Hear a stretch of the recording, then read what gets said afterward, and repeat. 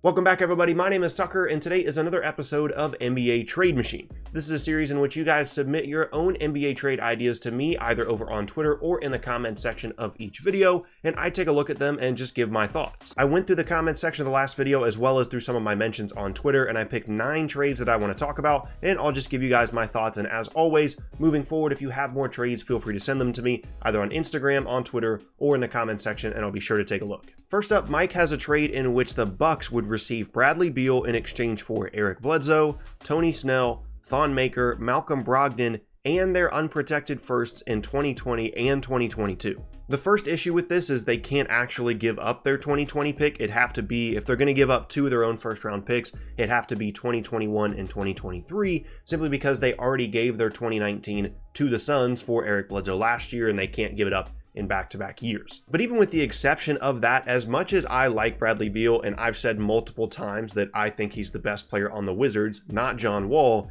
this is a lot to give up if you're the Bucks. I mean, you do certainly get back the star power of Beal when you pair him with Chris Middleton and Giannis and some of their other shooters, but Malcolm Brogdon, Tony Snell to a lesser extent, Eric Bledsoe, and then again to a lesser extent Thon Maker, those are all rotation guys. Now, if you're banking on the Bucks' ability to bring in someone via the buyout market, then it makes a little bit more sense in terms of 2019 and trying to really push to be the team that represents the Eastern Conference in the NBA Finals this year. But still, to me, even as much as I like Brad Beal, that's a lot. Mike did give some reasoning for this. He said if the Wiz decide to blow it up, then they get Bledsoe's expiring picks, a good player in Brogdon, and any potential that Thon Maker still has. While on the other hand, the Bucks get Beal for 3 years, maintain their cap flexibility, and they don't have to pay Brogdon or cover if Middleton goes. And those are some really good points. If you're the Wizards, Eric Bledsoe's expiring contract definitely gives you some flexibility. Although, as I've talked about before in previous Bradley Beal trades, I don't really see him as someone that they just need to dump the salary of.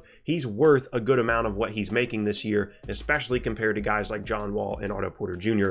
And those are the guys that I feel like they need to cut the salary of, not so much Beal, but they do get that flexibility in addition to the picks, in addition to some good young players. And for the Bucks, again, they get that star power. They cover up for the possibility of Chris Middleton leaving, although I don't think there's any way that that's going to happen. So in what you're saying, Mike, it does make sense. And now that I think about it, it does kind of make sense for both sides, but I'd honestly still be hesitant if I'm the Bucks, giving up 2 unprotected firsts and 2 to 4 rotation guys as well. Next up, Clunky has one that he says has 0% chance of happening, and I don't know how likely this is, but I find it really interesting.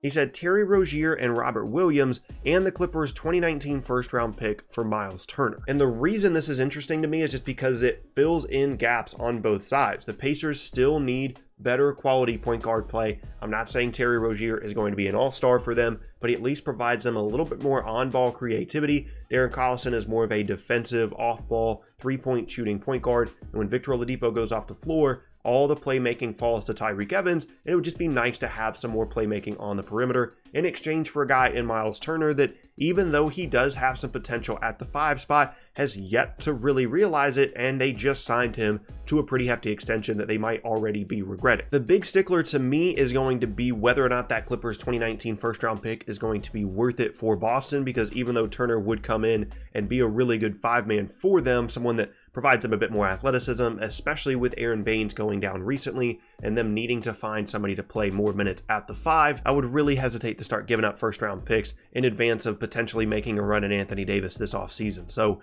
that would be the main sticking point to me, but I could see this being a good option for either team, depending on how they value that pick, as well as obviously how they value both Turner and Rozier's ability to fill in some of the gaps that they have on their current rosters. Next up, Christian says the Hornets getting Hassan Whiteside in exchange for Bismack Biyombo, Frank Kaminsky, and a 2021 unprotected second-round pick. His reasoning being that the Heat are going nowhere, the Hornets have Kemba Walker playing at his absolute ceiling and they need to capitalize, so why not trade for a disgruntled star in Whiteside and try to make it work for now? Personally, and I've talked about this before on the channel, if I'm the Hornets, I would just trade away Kemba because I know I'm not going anywhere. I know I'm not going to be contending for a championship anytime remotely soon, so I might as well just trade Kemba, get value for him, instead of re-signing him to a big deal this summer and moving from there. But if you're trying to put some guys around him that could potentially raise this team's ceiling a little bit more in the Eastern Conference, I could see this trade being one that would work out for them. And that's coming from a person that is not the biggest Hassan Whiteside fan at all, but they're really not giving up that much. Bismack Biyombo is on a bad contract, but it's much better than the one that Hassan Whiteside's on simply because it runs out sooner,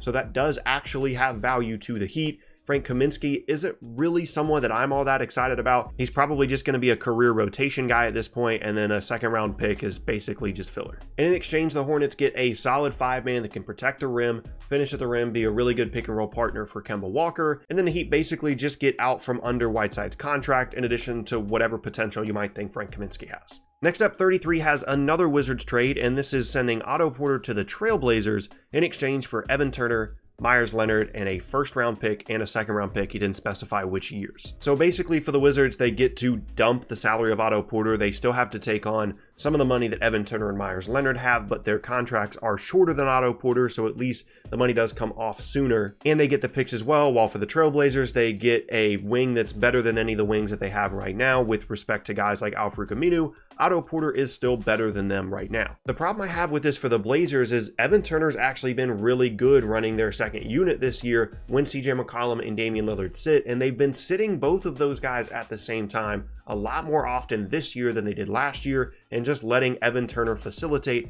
rather than playing off the ball so much. So he is still a valuable player for them. But I also could see how you could make a case for why either of these teams would say yes or no to this deal. For the Wizards, this isn't a ton of value, even considering the fact that Otto Porter's contract is so bad. He is still a good player, and you're really not getting anything but some picks, and ones that are very likely going to be late in the first and second round if they're the Blazers' own picks. And then for the Blazers, like I said, Turner is a quality player for them and an important piece for them, and giving up picks is never really a great idea either. So I could definitely see this going both ways. Next up, Eddie 2K says the Rockets get Jabari Parker in exchange for Brandon Knight, Marquise Chris, and their 2019 first-round pick. There has been a good amount of Jabari Parker trade rumors out there ever since he was basically placed completely out of the rotation in Chicago, and even though he's on a quote-unquote bad contract because he's not worth $20 million, it is under a team option for next year, so he's basically a $20 million expiring contract right now. And speaking of expiring contracts, Marquise Chris and Brandon Knight are both basically the same thing. They're both basically expiring contracts.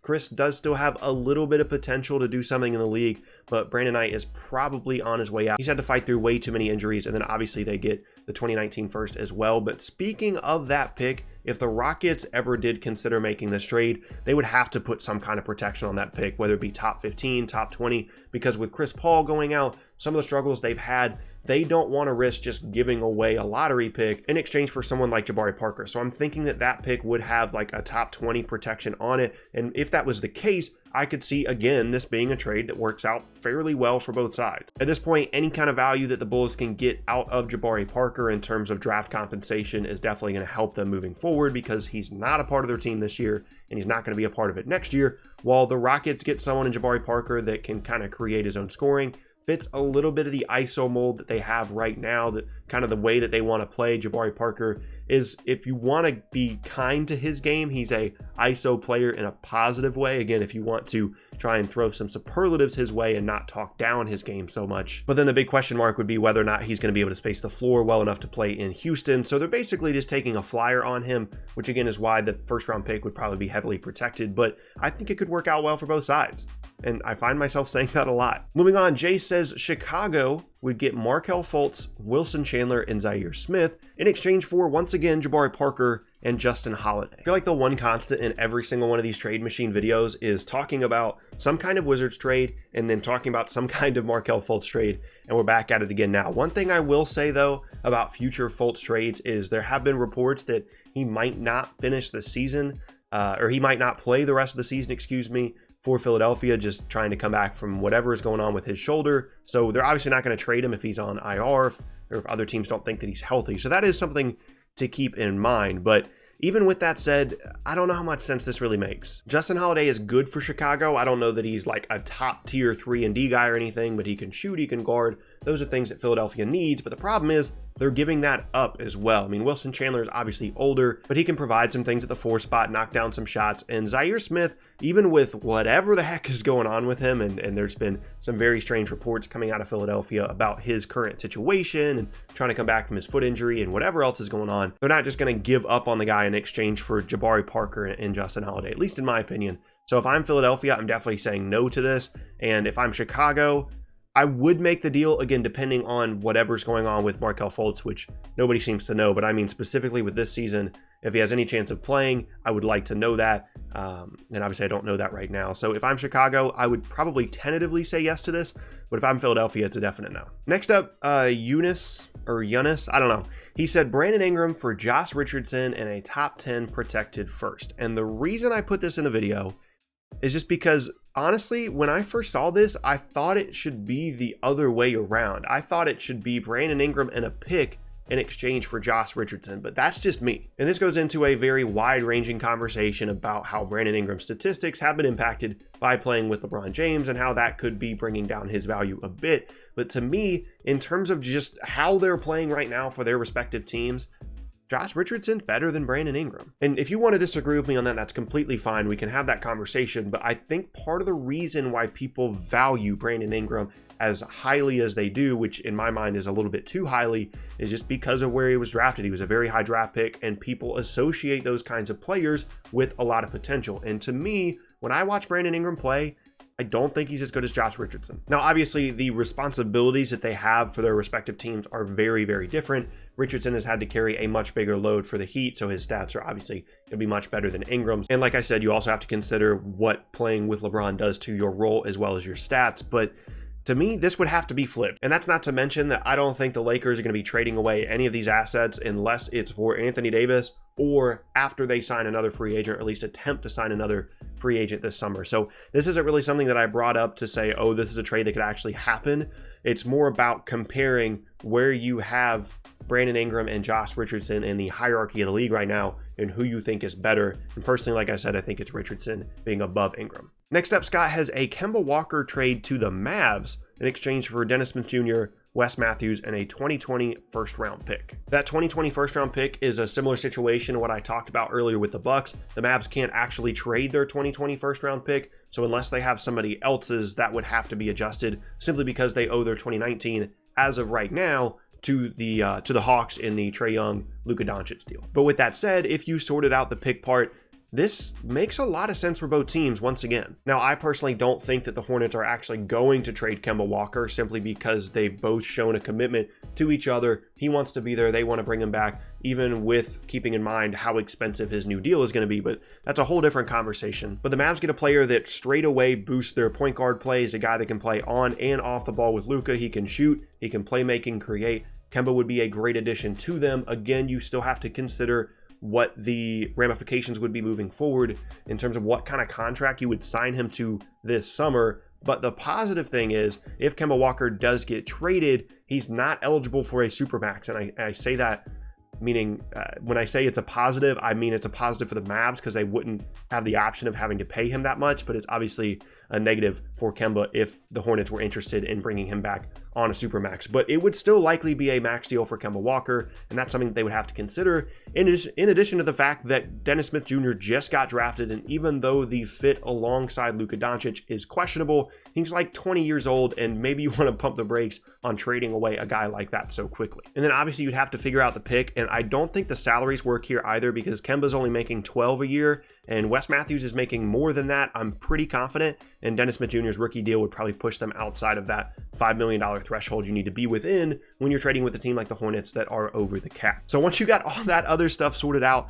I think it's an interesting deal. If I'm the Mavs, it kind of depends on the direction of ownership, and I probably would say yes to this trade simply because it seems pretty clear that they're trying to make the playoffs this year, and Kemba would help them do that, and then you just, I guess, be stuck with re-signing him and trying to bring him back. And then if you're the Hornets, I would say yes to this as well, just because I've already talked about this, but I would rather trade away Kemba Walker if I could, and getting back a young guard like Dennis Smith Jr. that has a lot of potential still would be a positive to me as well. So this is probably a yes on both sides. And there you have it. That is another episode of NBA Trade Machine. Once again, if you have your own trade ideas, hit me up with them either on Instagram, on Twitter, or in the comment section of this video. I look at the previous video every single time I want to make a new one of these videos. I look at the comment section from the one immediately before it to come up with the ideas that I'm going to look at that you guys have submitted. So keep that in mind. Comment on this video if you have trade ideas of your own, and do your best to make sure, either through ESPN Trade Machine or other websites, that the salaries match up, and also do your best to try and make sure that you can actually trade the picks that you're proposing, because I don't always catch that. I don't catch that every time. So just do your best to try and do those things, but I understand if mistakes are made on occasion, and I'll try to catch them if they do. But with that long-winded outro out of the way, once again, my name is Tucker. If you missed any of my previous videos, then be sure to check out the boxes on screen. Thanks again, and I'll see you all next time.